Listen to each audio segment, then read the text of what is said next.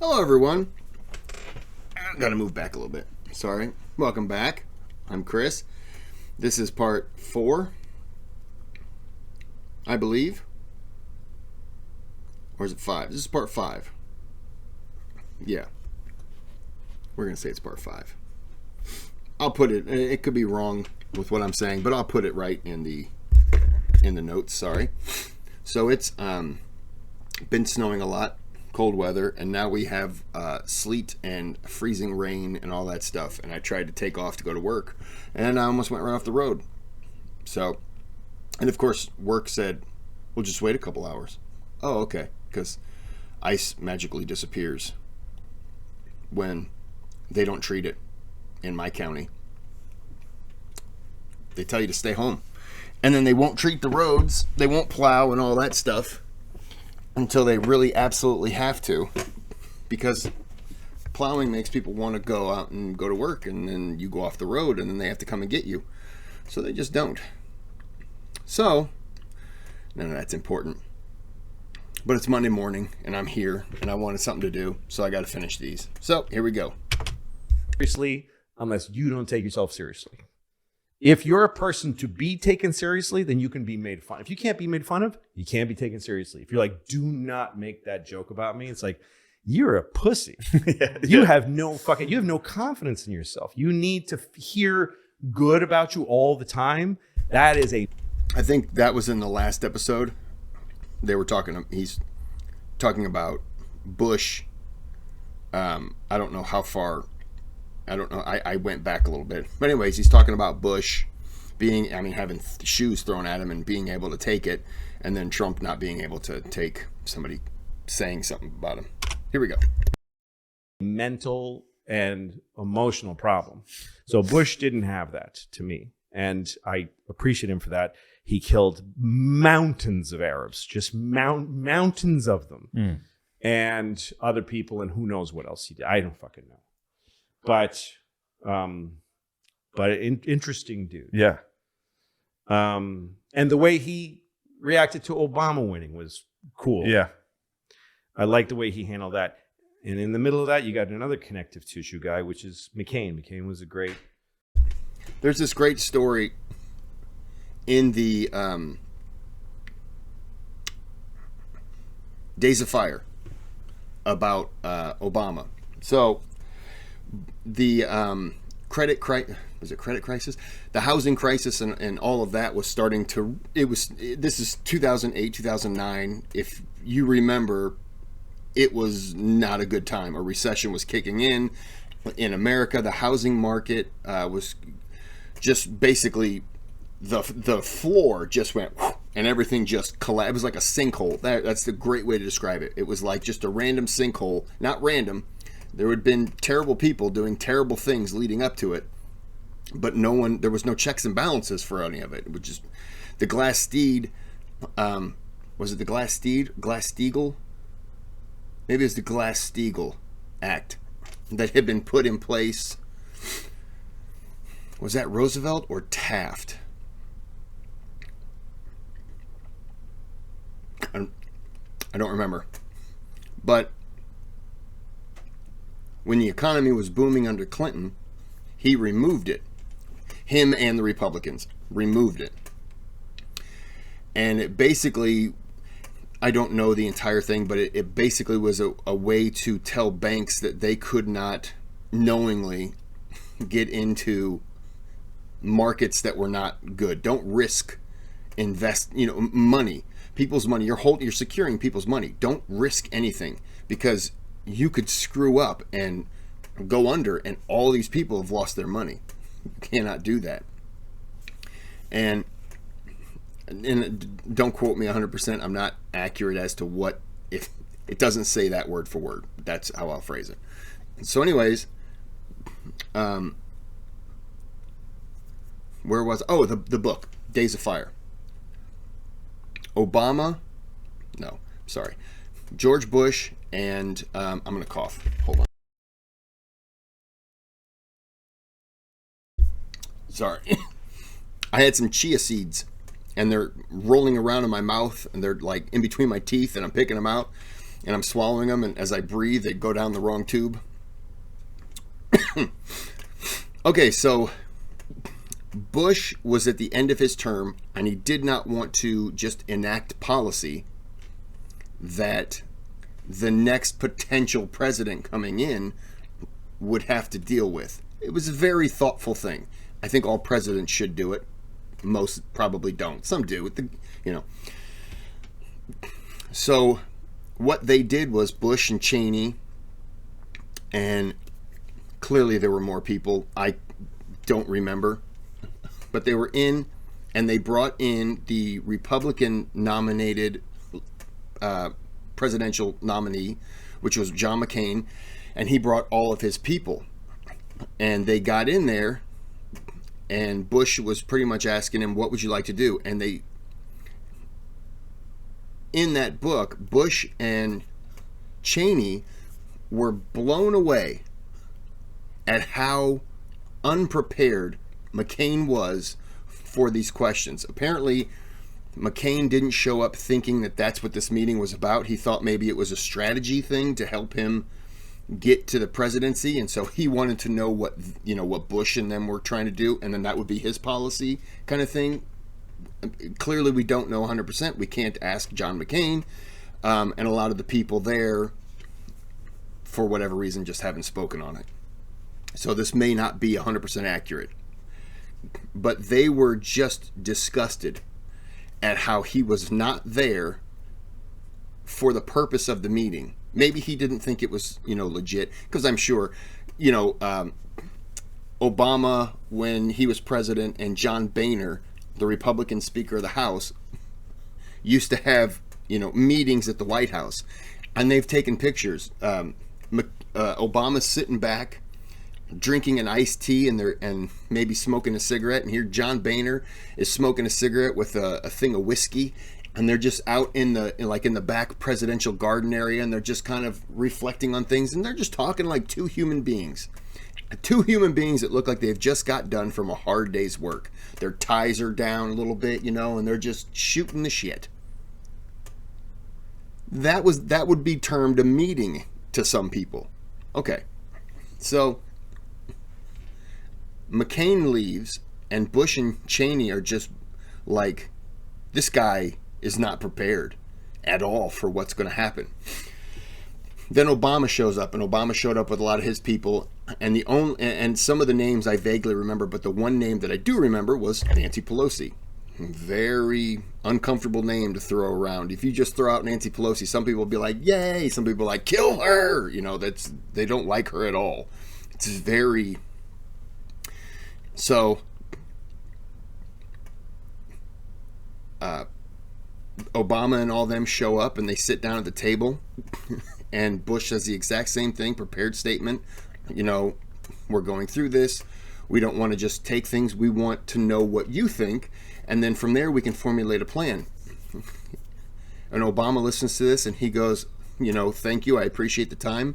I want to pass this along to our House leader. I don't think the Democrats had the House at that time. Maybe they did, but Nancy Pelosi worked at the House, so the House pays the bills. So Obama had allowed Nancy Pelosi and all, I almost said Nancy McCain, Nancy Pelosi and all them to come up with an idea, and then he had helped, and his people helped on the strategy. But it was coming up with not only a plan, but how to pay for it without taxing the American people and everything. And they brought in pie charts, graphs. They had the little placards on the back. They just pulled off, the little towel that's on top of it. And they're like, and you can see right here that we have, they were prepared for this meeting. And I think the first meeting with McCain might have been 45 minutes to an hour. The meeting with Obama was 2.5 to 3 hours. They even had a little break for sandwiches. I don't remember who had them, but I know that someone had a cucumber and something sandwich, and apparently it was delicious. Sounds good. Sounded like an afternoon tea kind of thing to anyone outside of America. That's what it sounded like. They were served little snacks, not necessarily afternoon tea-esque snacks, but you understand it was pretty much like that. And they were all just sitting around having this conversation. Bush is questioning things, Cheney's questioning things. Bush and Cheney's people are like looking at numbers, and everyone was sitting there and they were just like, okay, well, we appreciate it. We'll take this plan into consideration. They did not say you should have seen John McCain's plan. Nothing there, man. Empty page. Like they didn't not, and Obama never asked. They never told. This was, it was strictly a professional thing. And so he leaves, and Laura Bush, she walks in, and she's all smiles, and Bush and McCain are sitting at this table, and Bush has got his hand over his mouth and over his nose, like something like this. And McCain is doing like something like this. And Laura Bush comes walking in and she's all smiles. And George Bush looks at her and he goes, hey, hon, what are you so happy about? And she goes, I just met Barack Obama. He is so nice. And Dick Cheney's doing like this, and Dick Cheney pushes back from his chair and looks at her and looks at him, and he goes, we just had a meeting with the next president. And he's disgusted. Not disgusted at Obama. He's disgusted at the fact that it's a Democrat, not a Republican, and that the Republican did not have a plan at all for any of this. And he pushes back and he walks away, and Laura Bush is like, is that true? And George Bush is like, we're going to run with his plan. And I mean, it was that whole chapter. I was reading it and I was just so engulfed in it, because I'm like, oh my goodness, like one guy was not prepared. And I'm not trying to slight John McCain. I like and respect John McCain immensely. But I don't know what he expected. If it was going to be one of those little, I'll say powwows where they all get together, they laugh, they joke, da-da-da. And I'm thinking maybe that's what he truly expected it was going to be. And like they'll kick him out some things to tell him like, hey, you need to do this and you need to do that and focus on this. But that's not what they wanted, and that wasn't what he showed up. I'll stop talking. But yeah, it was a great little thing about him. And I think from that moment forward, even Cheney bashed Obama for things after he became president, but there was a lot of respect for his team. And George Bush later on congratulated him and said, congratulations, you ran a hell of a campaign. And Obama looked at him and smiled and said, thanks, we took the playbook right from you. And they did everything that Bush did. They pretty much were like, okay, we're going to do everything that he did, but we're going to go 5 steps further. We're going to make sure we really hammer home things. He went on a tour through Illinois, going through cities and neighborhoods, going door to door, shaking hands with people, and he'd introduce himself. Hi, I'm Barack Obama, running for president of the United States of America. And you were like, yeah, dude, I just saw you on the TV yesterday. Like, what are you doing at my house? Do you want candy? Like, I have no idea. What, you just want to shake my hand? What? It was pretty impressive. That was a crazy time. Great man, I think. Yeah, those clips of him when he's debating Obama and someone's like, he's a Muslim, and he's like, he goes, don't say that. You got to stop. Yeah, he was like, he took the microphone away. She goes, he's an Arab, this lady. And he goes, no, give me. He says, listen, I don't agree with the guy about how to run the country, but he's a good man. We're starting with that he's a good man. Yeah. And then there was the lady who yelled out during that debate, John McCain was above and beyond. Like, a lot of times it's, oh, well, that guy's garbage, and I bet he probably chews on his own toenails. Like, it's a lot of low blows for no reason. I don't know if chewing your own toenails is a low blow, but it's probably not a good one. It's not something you lead with, like, hello, everyone, I'm Chris Dan, I'm running for president, and I do chew on my toenails. Who's got questions? Like, you don't start a press conference that way. And if you did and no one reacted to it, you're definitely, you are crazy enough that people are like, yeah, I've heard worse. That's not even the craziest thing I've ever heard him say. It's weird to start an introduction like that, but he's done weirder, so I'm still on board. You know what I mean? When McCain did that, I do apologize for talking a lot, but especially now. When that lady, she was just like, we're all, this country's Christian, and he's a Muslim, he's an Arab, and McCain is just, and everyone's circled around and they're sitting, and he's in the middle, and he's asking questions, and he's addressing people, and he's always got his hands like somewhere around here. It's always very respectful.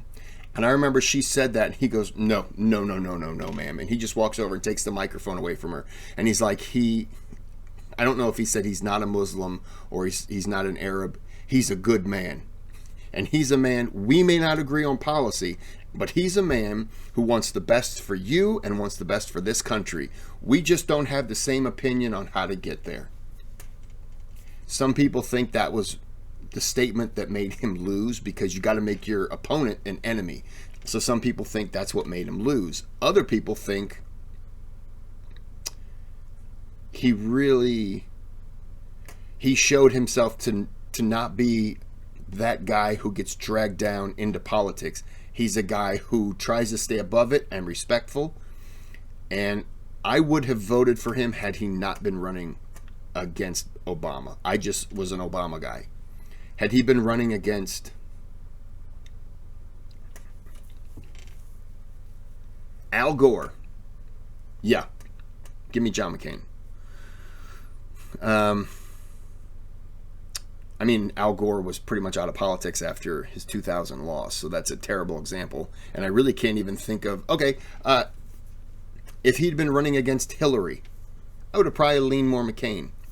Not that I wouldn't have wanted Hillary to be president, but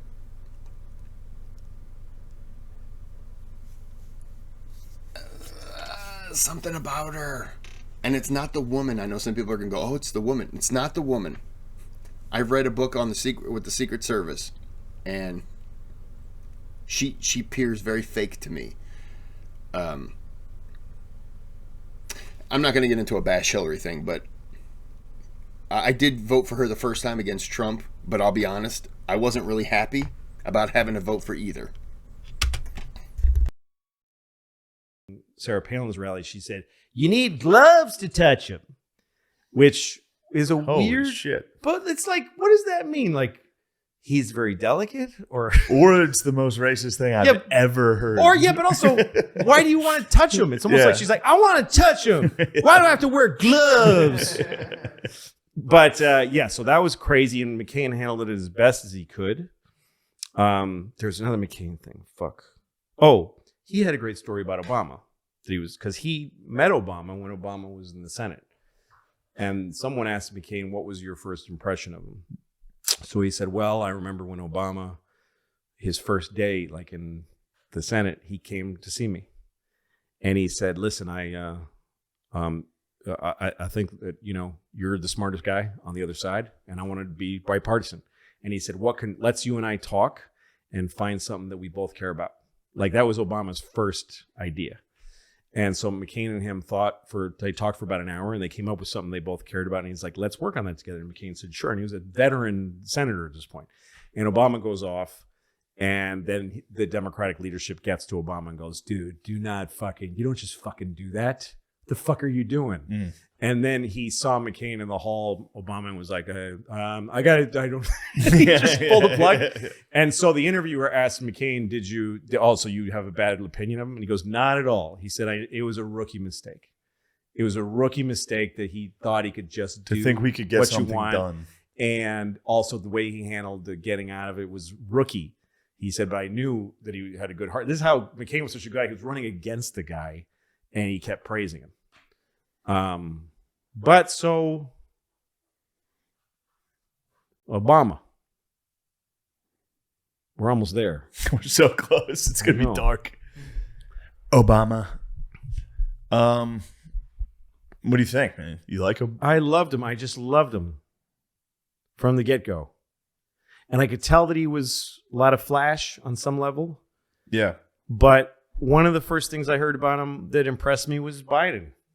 Biden said, he just getting to know him. He said, I got to tell you, he's a really surprising bright guy, for a black guy. Yeah.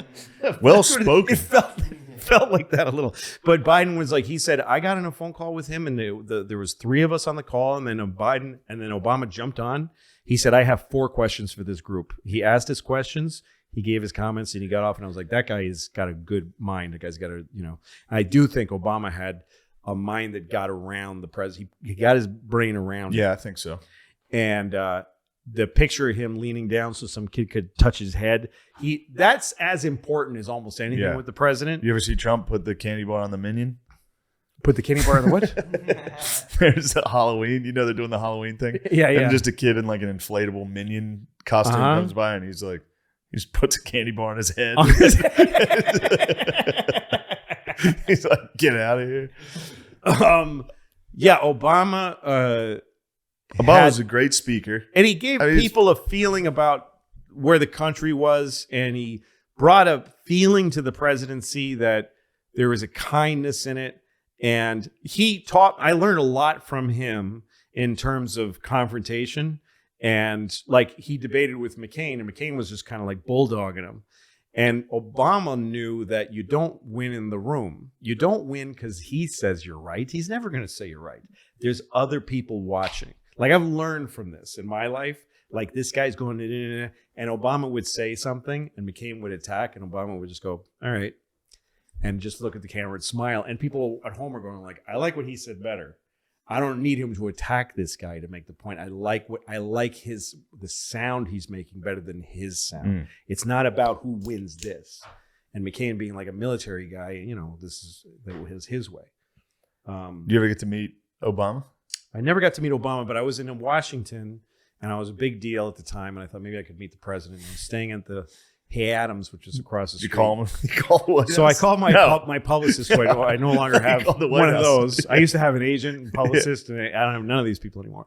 But I called my publicist and said, "Do you think there's any way I could meet the president while I'm in town?" As I was on the phone, I saw Marine One taking off, and he was on hold. Then he came back and said that they said he just left. But they said, they said that Obama asked to ask you if you would help them come up with jokes for the correspondence dinner, because it was in a few days, and they're meeting to try to write it.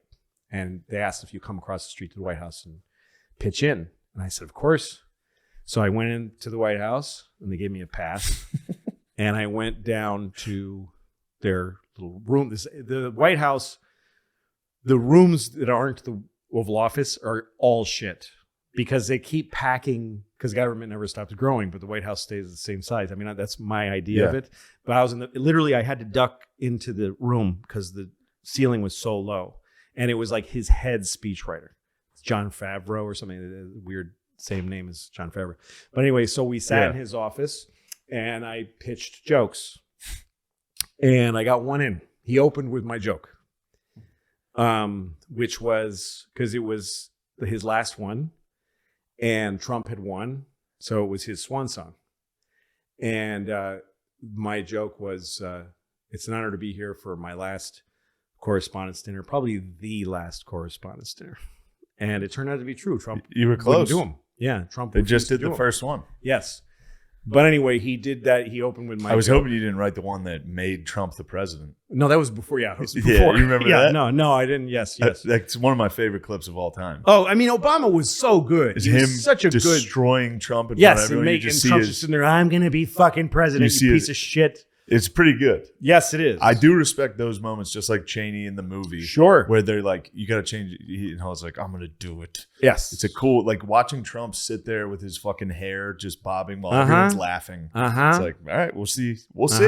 Laugh at Trump. See what happens when you laugh at Trump. And that's, by the way, psycho. what he was thinking was literally the words, laugh at Trump. Everybody's laughing at Trump. Don't laugh, because he talks about he talks about Trump. So Obama wrote me a letter saying, thanks for helping, and I'm a fan, and maybe we'll meet someday, but I never met him. Yeah. And he went on Mark Maron's podcast, and they talked about politics for like 2 hours. And at the end, Maron asked him, did you enjoy being on the show? And Obama said, I thought we were going to talk about comedy. And Maron was like, oh, because he talks about politics everywhere. And he goes, "Oh, well, who are your favorite comedians?" And he says, "Well, I like Jerry Seinfeld and Dick Gregory, but the guy I really love is Louis, because you can tell, even though he says terrible things, he's a good guy." Something like that. He said something nice about it. Meant a lot to me, because I just, with no regard for history or morality, I just love Obama. Yeah. I have no idea if he's done good or bad, but as a guy, I just really, I dug him. Yeah. He seems like he's just an incredible speaker, and he was like what a president should be. That's right. Just carrying. My favorite thing about Obama was the final speech that he gave, and I'm not going to do it with something that'll hurt.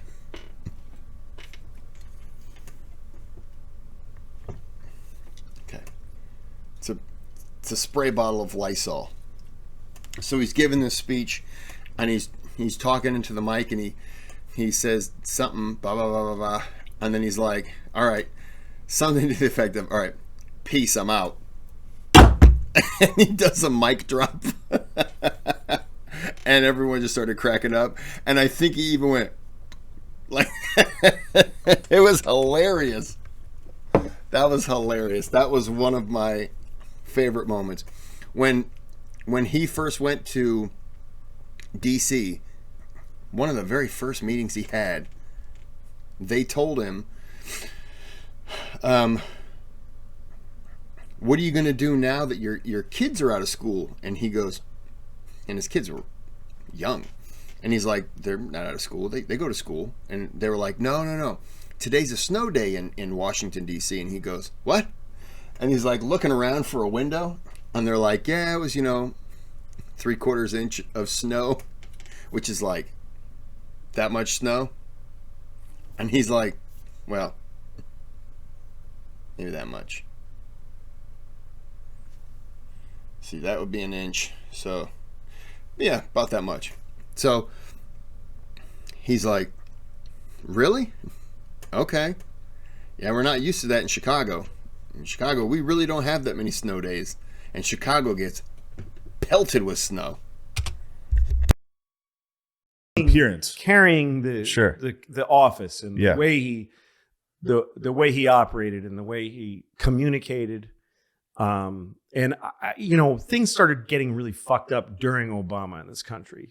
People started to get really, the banks. I mean, that was insane. All that shit, but also just like the word problematic happened under Obama. Like his last 4 years was when people started getting ultra sensitive and trying to dig down into where is our moral center, to the point where you're just never going to find it, because human beings are flawed.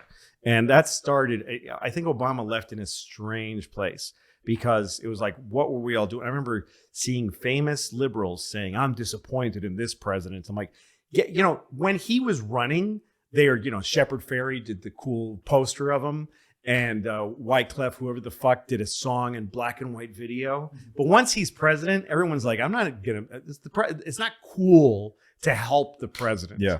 So they all just vanished. And he's like, hey guys, I'm the only black guy even here. I'm not just the first black president. I'm the only black guy at this level, and no one's helping me. I mean, that's how I felt, was that he got kind of abandoned, and he couldn't find, and Congress became weird. But I don't know anything about this. Yeah. Again, that's not my expertise. My thing is, I really dug the guy as a person and the way he carried the office. And he was another example where I was like, that feels like a democracy. And a lot of people would be like, well, then you're deluded, fine. Sure. But I'm 54 and that's how I feel. Yeah. That was the first election that I remembered. It seemed to start to get really polarized. Mm-hmm. Like I remember when he won, people I was with were upset. Yes. That wasn't even close to where we got. That was the first time I remember the world being that there were people who hated the president. That was the first time. I mean, Reagan, my mom was upset, but one thing I'll say, I know we're getting we're good. So obviously, we're gonna close with the dog. So my mom really surprised me twice in terms. My mom died a couple of years ago, but she was like my best friend and my intellectual counterpart. She's who I talked to about everything. And I remember, first of all, when John Kerry ran for president, I called her up because I have 3 sisters, and my mom and I basically controlled the household vote. So we figured we're super delegates. We have 5 votes. Yeah. So they just, because my sisters would vote for whoever we said. My mom was a Republican and a conservative as a kid. And then Jack Kennedy came to speak at Michigan, where she was in college. And a friend of hers grabbed her and said, "You're coming to watch Kennedy." And they sat in the front row with knitting, waiting while the crowd gathered. And then she watched Kennedy speak from this close. And she was a Democrat from that day on. But when I called her and said, "So we're voting for Kerry," she said, "I'm not voting for that guy." I was like, "What?" And she said, "I won't vote for him. I won't vote at all. Because I can't vote for Bush, but I can't vote for that man because my brother was in Vietnam and we were scared every day that he was going to die. And Kerry came home and spoke against the troops. That's how we felt." And she says, I know now, I look at it differently now, and that he was trying to do good, but it just left a bad taste in my mouth. He was a rich kid and my brother wasn't. And he did one tour, came home and started, grandstanding while there's boys over there getting killed every day. And he was pulling support out from under their feet. Yeah. So I can't do it. And I'm like, "Mom, there's more to the story." She's like, "I know, but you can't make me vote for the guy." "Mom, you have to vote for John Kerry. You have to vote for John Kerry," who was a fucking, I mean, he's still alive, so I don't want to say, but geez, he had lipstick. He was like, "I report for," he was a mess. Yeah. And then his fucking wife, Teresa Hines, "I am Teresa Hines, and I have something to say." It was like, we're done. We lost. Yeah. Fuck him. And also, by the fucking way, take that part out. Oh, wow. I'm actually, What? so one part I want out Okay. about, so I feel bad because people make mistakes. But Okay. when Bush was running against Kerry, a thing that came up that was big was gay marriage. It was starting to be an issue.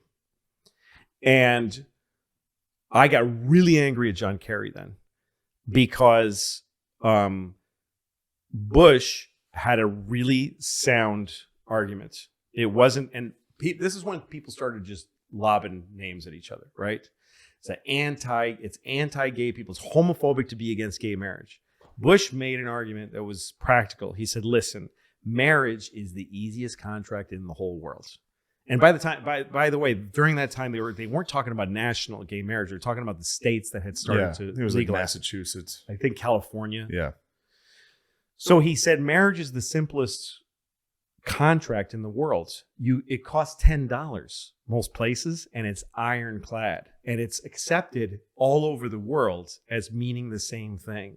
Now, if you start messing with that and you start saying, "Well, this means this here, it means this there," you're messing with an institution that is the backbone of the family and this country. That is such a good argument.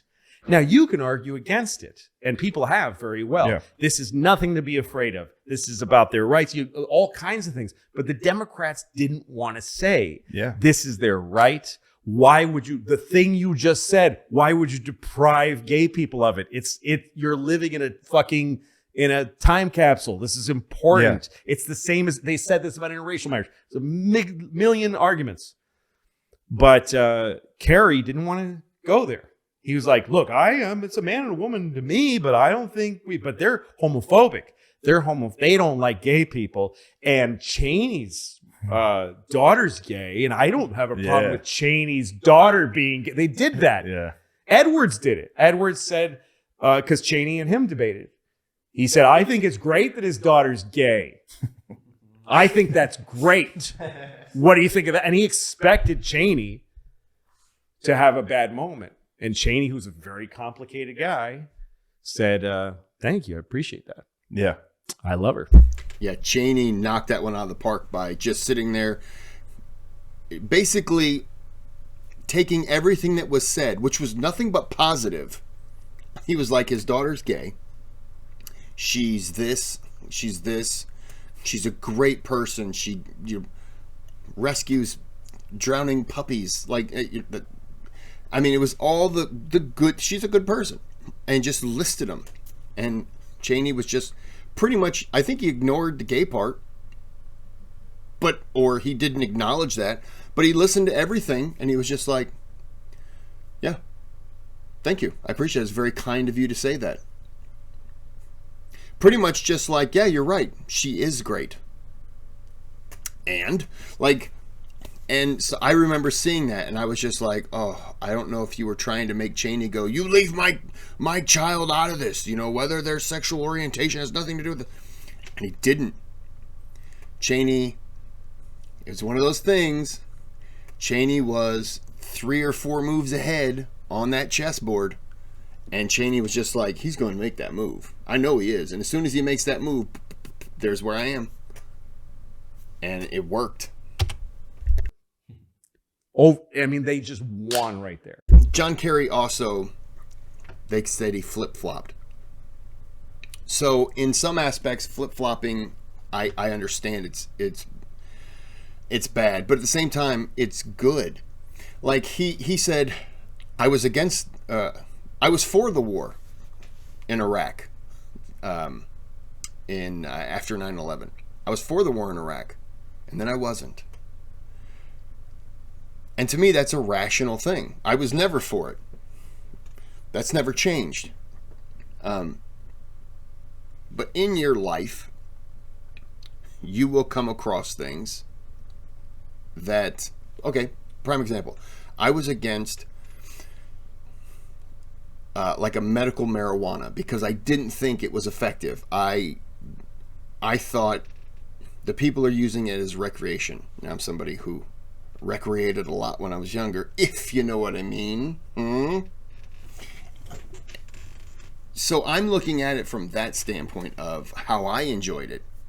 Never once looking at it from the standpoint of what it could do for you if you have a lot of pain and you have cancer, blah, blah, blah. And how it can alleviate that. And how after chemotherapy, your body is ravaged and all you want to do is go sit in a room and just vomit. And how that takes away that nausea and it makes you want to eat. It does make you want to eat. And in that moment, eating food is going to be, it's going to be good for you because your body is just, it's taken in poison. And so eating food is going to help. I'm not 100% on that. It just seems logical. I could be wrong. And so I was always against that. And then I started hearing about the people who have the medical marijuana cards and all the things and how it affects them. And I was like, wow, I was completely wrong. I just figured they were using it as a way to just get pot. And if that's what you're doing, fine. But, but then when I started realizing there's a lot of people suffering. Now, granted, it is very easy to get a medical marijuana card now, but it's legal. Like in my state, it's legal. In a lot of states, it's legal. You don't need a card. You could go to a dispensary and just buy. But the medical stuff is slightly different than the stuff that's legal, than the recreational. But I thought, I've never been in a situation myself where I've suffered with pain or chemotherapy or something like that. So who am I to tell someone else what they should and shouldn't do for their pain? If you have a headache, you take ibuprofen or you take Tylenol or you take this. That's like me saying, no, deal with that pain. I get migraines. I couldn't imagine if somebody told me, you can't have it. You can't have your Imitrex. What? Yep, you gotta sleep it off. I've had migraines. The worst I ever had, I had 8 migraines in 9 days. I'm talking full days of migraines. Then I had relief on day 8. And then day 9 I had a migraine. Day 10 I was free. That was a week where I literally laid around in misery. And that was a change because I thought that I had medication. It did not help me a whole lot. It maybe relieved the pain between 40 and 60%. but it just lingered on. And I thought, imagine if I didn't have any of that medication. That would have been the worst. So, you know, I think it's always wise to put yourself in a situation and think about how something could be taken away from you when, like, I have the ability to get married, but if my sexual orientation was men, I no longer have that right. And I know people will say, well, the Bible says, or the Quran says, and okay, but let's look at the human factor. To me, even if I was religious, I would never tell a gay person, lesbian, whatever, that they cannot get married. I will stand by that forever. That would never change. Because to me, that's just a basic right that you should have, because everyone deserves to be happy. This isn't about that, though. Back to the video. So go. I don't know how I got back to him. We're at the end of Obama into Trump. Oh yeah, this is like I was saying. Like I remember when Obama beat Bush or Romney. That was the first time I felt like, oh, this was like totally divided. Because towards the end of Bush, everybody hated Bush. Like that was divided. Half the country, yes, really hated him. Like bands were coming out with music against him. Like that's why. Because I was saying people hated Obama so much, and it's when I started feeling things coming apart because I had that moment about Bush. I was against Bush as president, but I could see where he was at. And then the other thing it's because of my mom. So when Obama was running, I'm like, we're in for Obama, right? We're doing Obama. And my mom said, I'm not voting for Obama. And I was like, what the fuck are you talking about? She said, I'm not voting for him because he picked Joe Biden as a vice president. And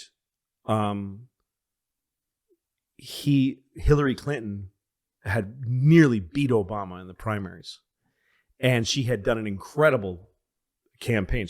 Her campaign was historic because she was the first woman to run effectively for national office and to get that close. It was a big deal. She said she won, and she also remembers when she was younger that typically the guy running for president, his running mate would be his rival. You pick your rival because it's your way of saying, I'm not afraid of my rival. I can work with the people it's how you unite the party. It's what Reagan did with Bush. It's what Kennedy did with Johnson. Johnson was bitterly hated Kennedy, and then Kennedy subjugated him by saying, you're going to run with me. We're going to do this together, buddy. And I'm not afraid of your rivalry because I'm strong, right? And he said he didn't pick Hillary and she earned it. And he gave it to Joe. And the name Joe drove her crazy. She didn't care about Biden was fine. She said, Joe Biden's a regular guy. And my mother worked her whole life. She was a single mother. She says, I worked my whole life. And me and women I worked with would earn the spot and it would be given to Joe. Just some Joe who smiled and knew how to work it. Yeah. And the woman who earned it gets fucked. And the reason I hate him for it is because it means he has no balls. My mother said this. Obama has no balls because he picked a guy. He didn't want to pick her because he's afraid of women.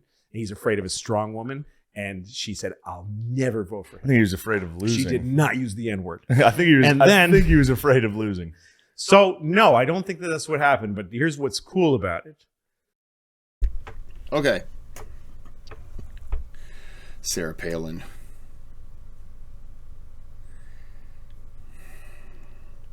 That was McCain. Oh, she was a disaster.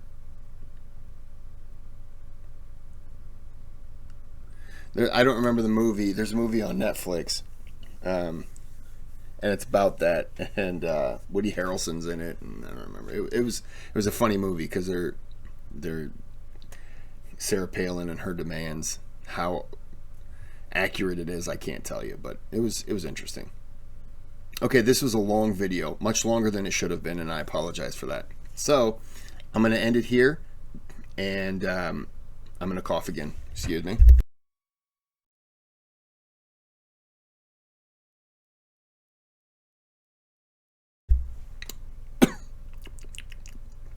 Yep, a couple chia seeds. Okay, There it goes. Okay, we're going to end this here. As I said, there's a thanks button on the channel. You can donate. You don't have to. Subscribe if you watch. That would help. It's very thankful. And if you do subscribe, if you're a new subscriber, in the comments say, hey, new subscriber. That's just, cool. Give a thumbs up. That helps. And for other inquiry, you can ask me after I end the video. Feel free to ask now.